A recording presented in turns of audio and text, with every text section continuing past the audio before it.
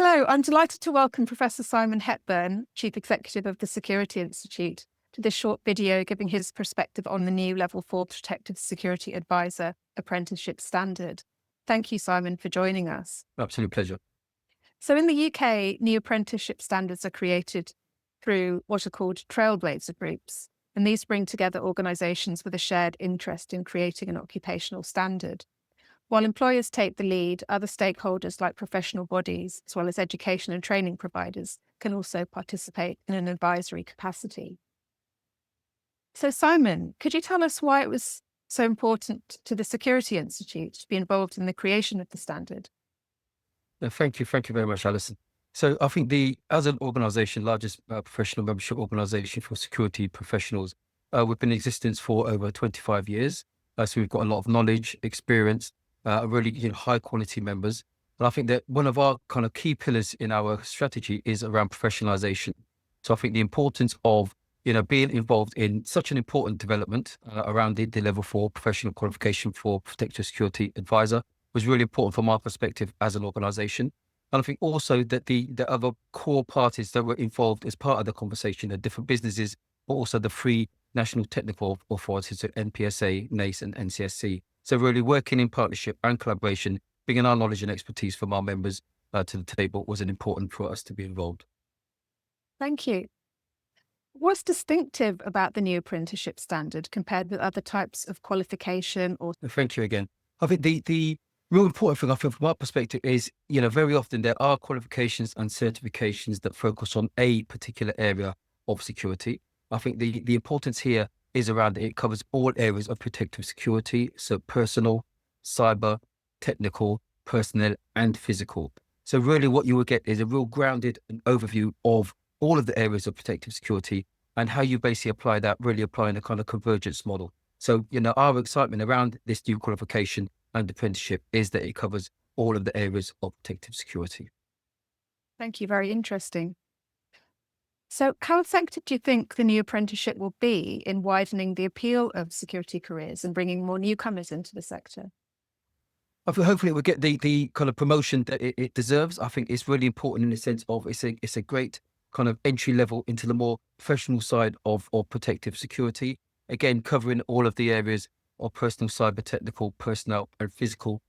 But by doing that, what it will basically give is like a carousel. You then get the experience and the engagement in those different areas of security, and then ultimately you can choose a path. So this is a great entry level for newcomers into the sector, but then you can choose a path. You may then say, I'm really interested in cyber or I'm really interested in physical, but it's about that good grounding, but really good grounding based on the work that the Trailblazer Group has undertaken. Excellent, thank you. What would be your advice to employers considering offering the new apprenticeship? I think it presents a really good opportunity for employers to upskill their current employees.